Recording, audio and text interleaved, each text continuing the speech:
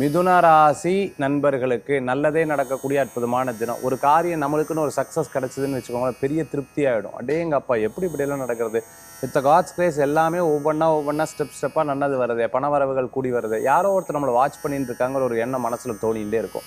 ஒருவேளை இவா இப்படி நினைக்கிறாளோ, வா அப்படி நினைக்கிறாளோ, ஒருவேளை இப்படி நினைக்கிறாளோ, இது வந்து ஒரு யூகம், ஒரு தோணல் அப்படின்னு சொல்லலாம். பட் எதுவுமே கிடையாது. நீங்கள் பாட்டுக்கு செயல்பட்டுட்டு சம்பாத்தியத்தை மட்டும் கான்சன்ட்ரேட் பண்ணிகிட்டே இருந்து பாருங்கள், நிச்சயமாக அடுத்த நிலைக்கு வரதுக்குண்டான வாய்ப்புகள். ஒரு 15 நாள் காலையில் நேரத்தை எழுந்திரிக்கிறது, இரவு லேட்டாக தூங்குறது, கரெக்டாக உங்களுடைய வேலைகளை சரியாக கண்டினியூ பண்ணி பாருங்கள்.